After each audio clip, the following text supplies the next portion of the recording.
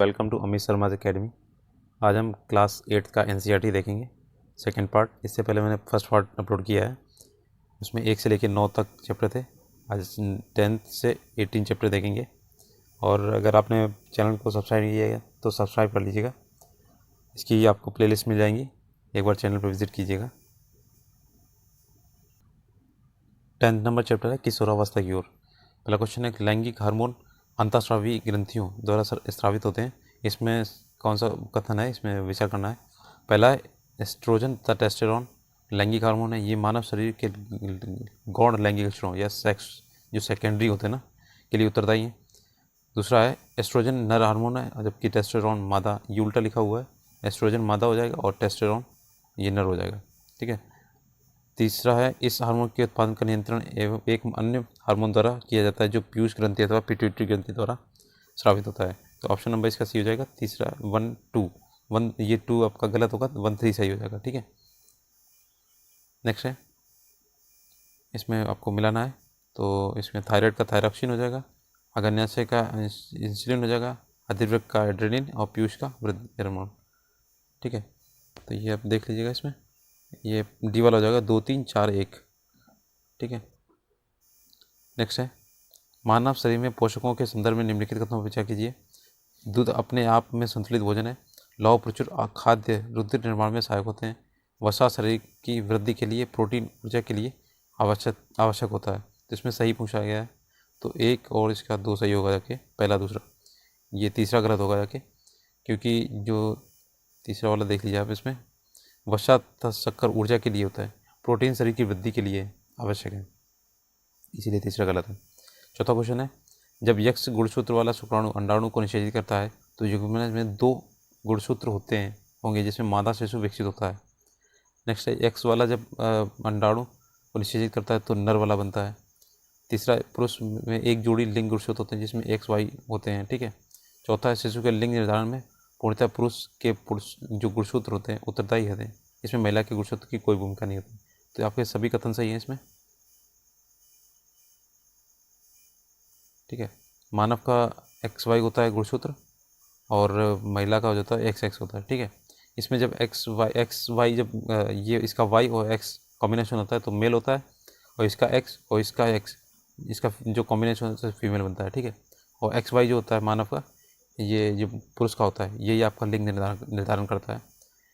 पाँचवा question, ads एक खतरनाक एक संक्रामक बीमारी है इसके बारे में बताया गया कि ये बीमारी जीवाणु द्वारा होती है, तो गलत है, ये वायरस द्वारा होती है। पीड़ित व्यक्ति से स्वस्थ व्यक्ति में ड्रग के इस्तेमाल जाने वाली सिरिंज द्वारा फैलता है। ठीक है, ये भी फैलता है। तीसरा है, पीड़ित व्यक्ति के साथ लैंगिक संपर्क स्थापित करने से भी फैलता है। ठीक है, ये भी फैलता है।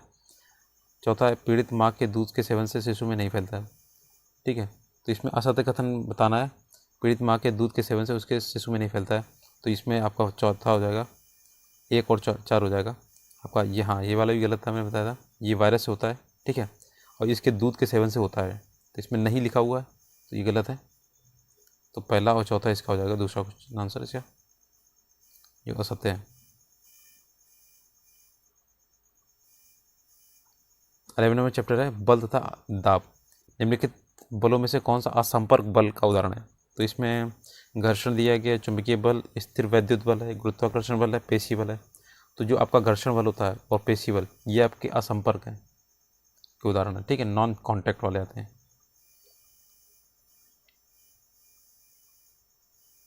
इसमें ऑप्शन दिए गए 2 3 4, ये वाले आपके असंपर्क हो जाएंगे। और ये घर्षण और चुपा था, सॉरी हमने उल्टा बोल दिया। इसमें ये जो घर्षण और पेशी है, इसमें क्या होता है, पेशी में मांसपेशियों का खिंचाव होता है, और घर्षण बल में भी आपका मूवमेंट होता है, तो अपने शरीर से होता है। बाकी ये जो बचे हुए चुंबकीय बल, स्थिर वैद्युत बल या गुरुत्वाकर्षण बल, ये नॉन कॉन्टैक्ट वाले रहते हैं। ठीक है। नेक्स्ट है, गुरुत्व बल के संदर्भ में निम्नलिखित कथनों पर विचार कीजिए। गुरुत्व बल केवल पृथ्वी का गुण है। विश्व में सभी वस्तुएं एक दूसरे को गुरुत्व बल लगाती हैं, गलत है। गुरुत्वाकर्षण बल, गुरुत्व बल के कारण ही नदियों में पानी नीचे की ओर रहता है, तो इसमें कौन सा सही है, तो ये सही हो जाएगा दूसरा तीसरा। जो पहला वाला गलत है, क्योंकि गुरुत्व बल केवल पृथ्वी का गुण नहीं है। वास्तव में पृथ्वी जो वस्तुएं होती हैं छोटी और बड़ी, एक दूसरे पर जो बल लगाती हैं, ये गुरुत्वाकर्षण बल कहलाता है। ठीक है। नेक्स्ट है घर्षण, 12 नंबर चैप्टर है। घर्षण के संदर्भ में निम्नलिखित कथनों पर विचार कीजिए। घर्षण से ऊष्मा उत्पन्न होती है। कबड्डी के खिलाड़ी अपने हाथों पर मिट्टी रगड़ते हैं ताकि प्रतिद्वंदी खिलाड़ी को पकड़ने पर घर्षण में वृद्धि हो सके। तरलों द्वारा लगाए गए घर्षण को कर्षण कहते हैं। ठीक है, सर्पी घर्षण में स्थैतिक घर्षण से कम होता है। तो इसमें आपको सही कौन सा है देख लीजिएगा। ऑप्शन नंबर इसमें डी दी गई, ऊपर इसमें सभी सही हैं। हाँ, एक क्वेश्चन ये आता है, घर्षण कम करने के लिए आप लिब्रिकेंट या स्नेक लगाते हैं। जैसे आप मशीन में तेल लगाते हैं, इसमें लिब्रिकेंट, और जो उसमें ग्रीस भी लगाई जाती है साइकिल और बाइक में। दूसरा है लोटनिक, स्थैतिक और सर्पी के कारण बलों को घटते क्रम में जो व्यवस्थित करना है। तो पहले आपका स्थैतिक आएगा, फिर सर्पी, फिर लोटनिक। सबसे कम होता है लोटनिक में। ठीक है, 13 नंबर है चैप्टर ध्वनि। ध्वनि के संदर्भ में निम्नलिखित कथनों पर विचार कीजिए। ये ठोस, द्रव, गैस, निर्वात में संचरण करती है। तो निर्वात में नहीं करती। ठीक है, वैक्यूम में नहीं करती है, नहीं तो अंतरिक्ष में भी सुनाई पड़ता। इसीलिए कारण है कि अंतरिक्ष में सुनाई नहीं पड़ता एक दूसरे को। इसकी तीव्रता डेसिबल नापी जाती है। सही है। मानव कानों के लिए श्रव्य आवृत्ति का परास 20 हर्ट्ज से 20 के हर्ट्ज यानी 20,000 हर्ट्ज होता है। ठीक है, तो इसमें कौन सा सही है? तो आपका हो जाएगा दूसरा, तीसरा सही है इसका, ऑप्शन नंबर 2 और 3। नेक्स्ट है, ध्वनि के तारत्व के संदर्भ में निम्नलिखित कथनों पर विचार कीजिए। ये ध्वनि की आवृत्ति पर निर्भर करता है। पक्षी उच्च तारत्व की ध्वनि उत्पन्न करता है, जबकि शेर दहाड़ का तारत्व मंद होता है। तीसरा, महिला की आवाज़ पुरुष की अपेक्षा अधिक तारत्व वाली होती है। तो इसमें आपके तीनों सही होंगे, ओके, पहला, दूसरा, तीसरा। ठीक है, तीसरा क्वेश्चन, आकाश में तड़ित या मेघ गर्जन की घटना एक समान तथा समान दूरी पर घटित होती है, लेकिन हमें तड़ित पहले दिखाई देती है और मेघ गर्जन बाद में। कारण क्या है? प्रकाश सभी माध्यम में संचरित हो सकता है, परंतु ध्वनि निर्वात में संचरण नहीं करती है। देखिए, कारण और कथन दोनों सही हैं, लेकिन व्याख्या एक दूसरे की नहीं करते हैं। तो ऑप्शन नंबर बी हो जाएगा। कारण क्या है इसमें? देखिए, ये जो कथन दिखा है, जब आकाश में बिजली गिरती है ना, तो सबसे पहले क्या दिखाई पड़ेगा? प्रकाश दिखाई पड़ेगा, लाइट। क्योंकि लाइट की जो स्पीड होती है ना, वो सबसे ज़्यादा होती है। वो होती है 3 × 10⁸ मीटर पर सेकेंड। और जो आपकी जो ध्वनि होती है वो होती है 331 मीटर पर सेकेंड होती है। तो आप देख लीजिए इसमें सबसे ज़्यादा किसकी है? तो ये आपकी जो लाइट होती है सबसे तेज़ गति करती है, और ध्वनि का जो वेग है वो कम है। इसलिए हमें क्या बोलता है, जो प्रकाश है वो पहले दिखाई देता है, बाद में ध्वनि सुनाई पड़ती है। ठीक है, अब प्रकाश किस माध्यम में चलता है? तो अनुप्रस्थ माध्यम होता है। ठीक है, ये देखिए लिखा हो 331 मीटर। नेक्स्ट है, विद्युत धारा के रासायनिक प्रभाव। पहला है ऑप्शन, खाद्य पदार्थों के भंडारण में उपयोग किए जाने वाले डिब्बे में, टिन के डिब्बों में लोहे के ऊपर टिन का विद्युत लेपन किया जाता है। आर कारण है, टिन लोहे से कम क्रियाशील है। तो ऑप्शन नंबर हो जाएगा इसका ए। दोनों सही हैं, और आर ए की व्याख्या भी करता है। नेक्स्ट है, पुलों व संचालित वाहनों को प्रबल बनाने के लिए उपयोग में लाए गए लोहे में संचालित होने पर तथा जंग लगने से प्रवृत्ति होती है। संचालन तथा जंग लगने से बचने के लिए लोहे पर विद्युत लेपन या जिंक की परत निक्षेपित की जाती है। तो ये दोनों सही हैं ऑप्शन इसमें, और इसकी व्याख्या एक दूसरे की नहीं करते हैं बस। ठीक है, ये विद्युत लेपन जो होता है, ये ऐसा लेपन भी बोलते हैं इसे। ये रस्टिंग मतलब जंग लगने को रोकने के लिए की जाती है। निम्नलिखित कथनों पर विचार कीजिए। नमक घुला हुआ जल विद्युत का अच्छा चालक है। ठीक है, आसुत जल की विद्युत का एक अच्छा चालक है। तीसरा है, पेयजल में खनिज लवणों की अल्प मात्रा प्राकृतिक रूप से विद्यमान होती है, इसलिए ये भी विद्युत का सुचालक है। तो जिसमें भी इलेक्ट्रॉन होंगे वो अच्छे चालक होंगे। तो जैसे नमक का घुला हुआ है तो NaCl होता है, इसमें आपके चार्जेस होते हैं, तो ये अच्छा चालक होगा। कि आसुत जल जो होता है, जैसे पानी वाला, जो बरसात वाला पानी होता है, ये चालक नहीं होता इसमें, क्योंकि इसमें इलेक्ट्रॉन्स मुक्त अवस्था में नहीं पाए। तो बी वाला ये दूसरा गलत हो जाएगा, ये ऑप्शन नंबर सी। और इसका जो ऑप्शन है वो दूसरा होगा गलत। इसमें ऑप्शन नंबर सी दिया गया। नेक्स्ट है, निम्नलिखित कथनों में से असत्य कथन की पहचान करना है। जो LED होते हैं, प्रकाश उत्सर्जक डायोड, लाइट एमिटिंग डायोड, ऊर्जा की कम खपत करते हैं। ये सही है, क्योंकि इसी वजह से अब LED आ गए हैं। प्रदीप्त नलिका, ये फ्लोरेसेंट ट्यूब, प्रकाश उत्सर्जक डायोड की तुलना में ऊर्जा की ज़्यादा खपत करते हैं। तो फ्लोरेसेंट ट्यूब के लिए एक क्वेश्चन आया था 3.0 में, आप देख लीजिएगा। सहायंत्र प्रदीप्त लैंप CFL, प्रकाश उत्सर्जक डायोड से ज़्यादा ऊर्जा की खपत करते हैं, परंतु ये पर्यावरण के लिए खतरनाक नहीं है। तो गलत लिखा हुआ, ये खतरनाक होते हैं, CFL इसलिए बंद किए गए। चौथा है, सहायंत्र प्रदीप्त लैंप CFL प्रदीप्त नलिका ट्यूब लाइट से ज़्यादा ऊर्जा खपत करते हैं। तो इसमें ऑप्शन देख लीजिए क्या पूछा गया, इसमें सत्य पूछा गया, तो इसमें 3 और 4 गलत हो जाएंगे, आपके 1 और 2 सही होंगे, तो ऑप्शन नंबर ए सही होगा। ओके, नेक्स्ट है, थोड़ा स्पीड में देखें, क्वेश्चन ज़्यादा है इसमें। कुछ प्राकृतिक परिघटनाएं देंगी, 15 नंबर चैप्टर है। आवेश तथा उसकी विशेषताओं के संदर्भ में निम्नलिखित कथनों में से कौन सा कथन सही नहीं है। तो सजातीय जो आवेश होते हैं एक दूसरे को आकर्षित करते हैं, ये गलत लिखा हुआ। जैसे प्लस माइनस होगा तो आकर्षित करेंगे, अगर सजातीय होंगे तो प्रतिकर्षित करेंगे, ठीक है, तो पहले ही गलत है। वस्तुओं के रगड़ने पर उत्पन्न विद्युत आवेश स्थैतिक होते हैं। तीसरा है, जब आवेश गति करते हैं तो विद्युत धारा उत्पन्न होती है, ये सही है। चौथा है, भू संपर्क या अर्थिंग, किसी आवेश वस्तु से आवेश को पृथ्वी में भेजा जाता है, ये सारे सही हैं। आपका पहला वाला गलत है, ठीक है। तड़ित या लाइटनिंग के संदर्भ में निम्नलिखित में से कौन सा कथन सही है। धरती के निकट संचित ऋणावेशों तथा बादलों के निचले किनारे पर संचित धनावेशों से मिलने पर प्रकाश की चमकीली धारियों तथा ध्वनि के रूप में तड़ित उत्पन्न होती है। नेक्स्ट है, तड़ित उत्पन्न होने की प्रक्रिया विद्युत विसर्जन और विद्युत विसर्जन कहलाती है, इलेक्ट्रिक डिस्चार्ज कहलाती है। ये 2 या 2 से अधिक बादलों के बीच अथवा बादलों तथा पृथ्वी के बीच हो सकती है। तीसरा, भवनों में तड़ित के प्रभावों से बचाने के लिए तड़ित चालक नामक युक्ति का प्रयोग होता है, तो ऑप्शन नंबर बी हो जाएगा, केवल 2-3, ठीक है। पहला गलत है इसमें, तो पहला जो है आपका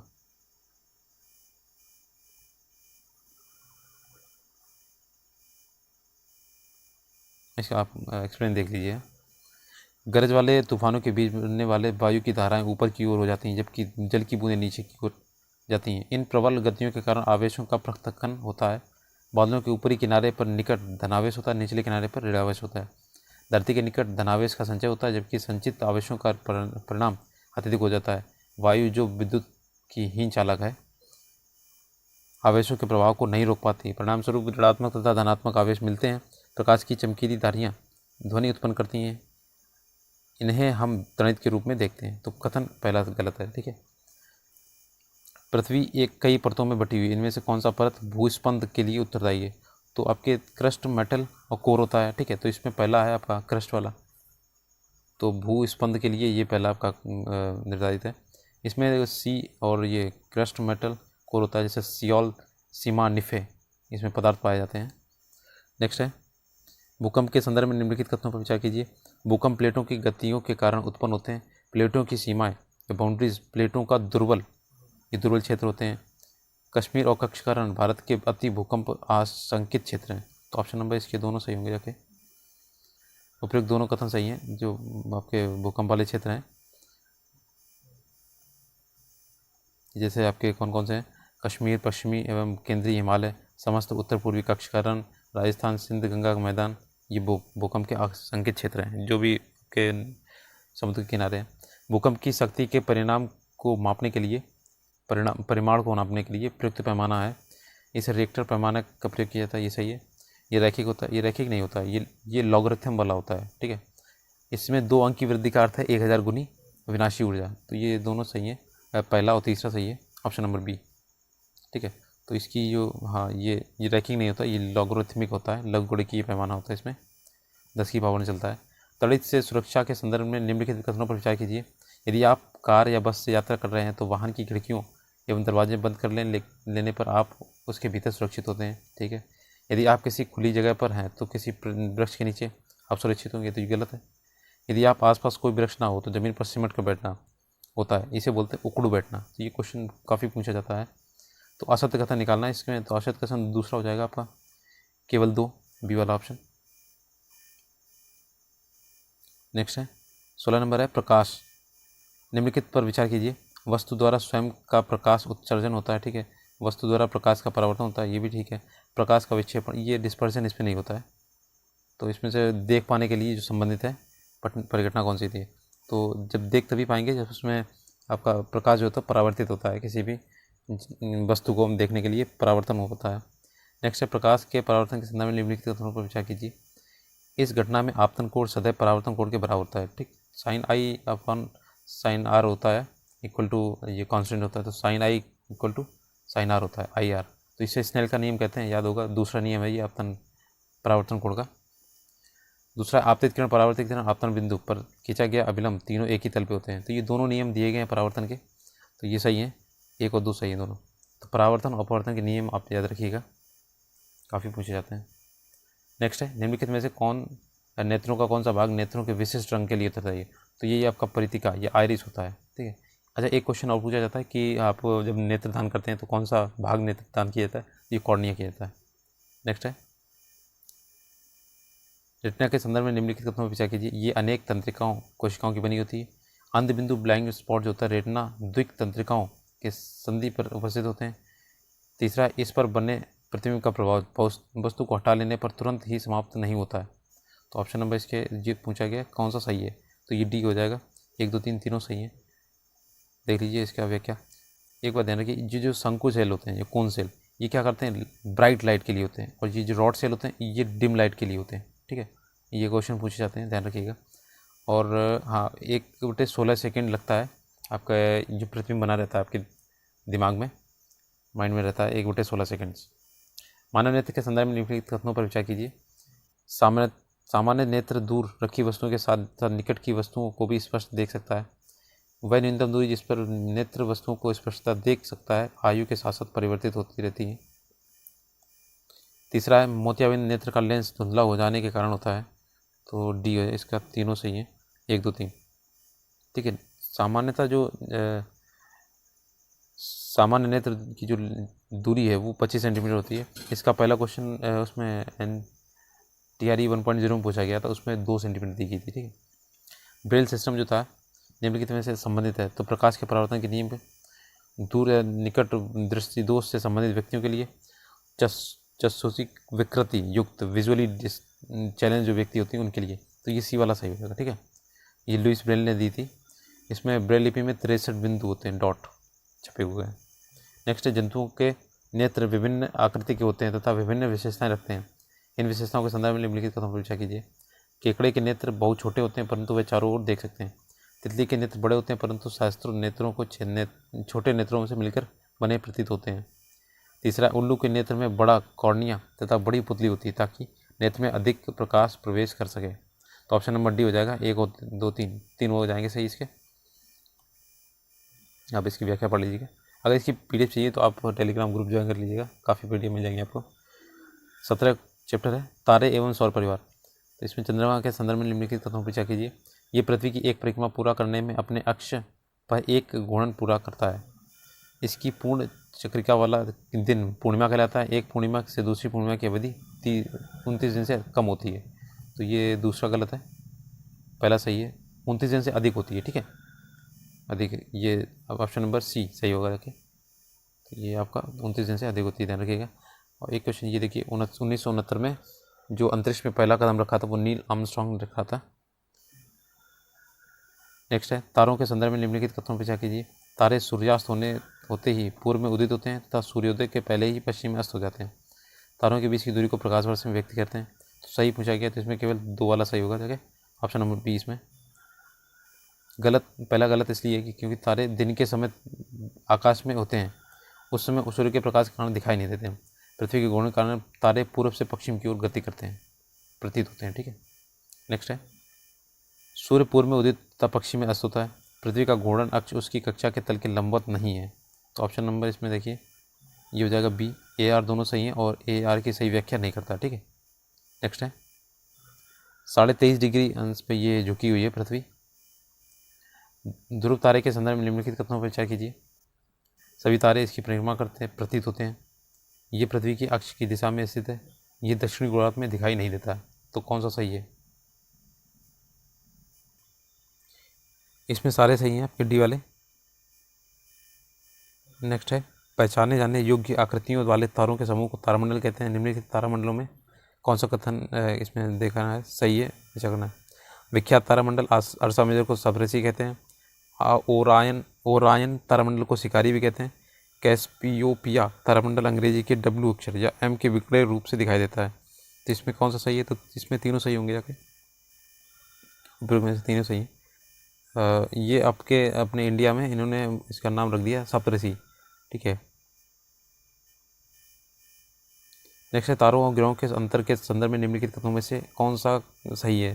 तो तारों का अपना प्रकाश होता है जबकि ग्रहों का नहीं होता है, ये सही है। तारे टिमटिमाते हैं जबकि ग्रह नहीं करते हैं, ये भी सही है। ग्रहों के सापेक्ष तारों की स्थिति में परिवर्तन होता है। तो ये उल्टा लिखा हुआ, तारों के सापेक्ष ग्रहों की स्थिति में परिवर्तन होता है। तो ऑप्शन नंबर इसका पहला हो जाएगा, 1 और 2 सही होंगे जाके, ठीक है। ये लिखा हुआ तारे के सापेक्ष ग्रहों की स्थिति में बदलती रहती है, ठीक है।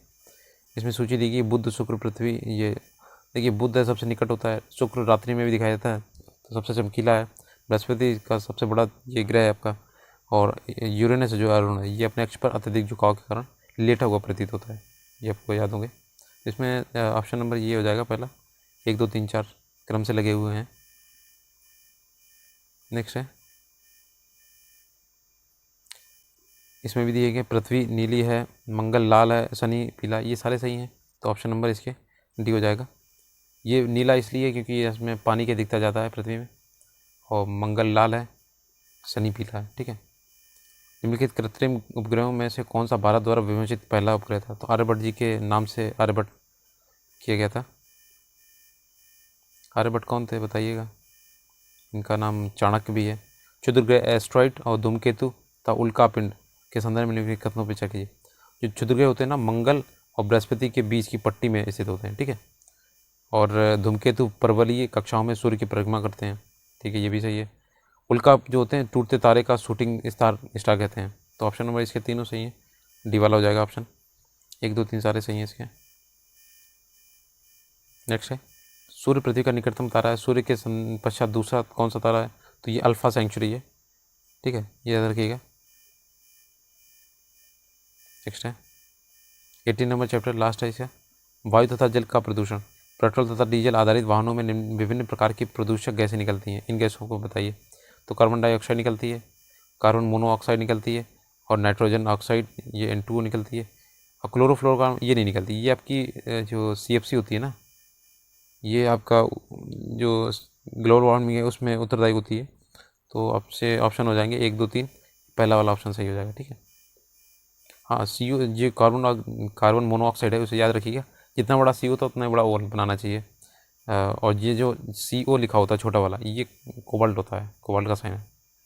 नेक्स्ट है, निम्नलिखित कथनों पर विचार कीजिए। ओजोन परत सूर्य से आने वाली हानिकारक परावैंगनी किरणों से बचाव करती है, ठीक है। धुएं में नाइट्रोजन के ऑक्साइड अन्य वायु प्रदूषकों तथा कोयलों से मिलकर धूम कोयला बनता है। तीसरा, पेट्रोलियम परिष्करणशालाएं सल्फर डाइऑक्साइड तथा नाइट्रोजन डाइऑक्साइड जैसी गैसीय प्रदूषकों के प्रमुख स्रोत हैं। चौथा है, पेट्रोल तथा डीजल ईंधनों के अपूर्ण दहन के कारण से कार्बन डाइऑक्साइड उत्पन्न होती है।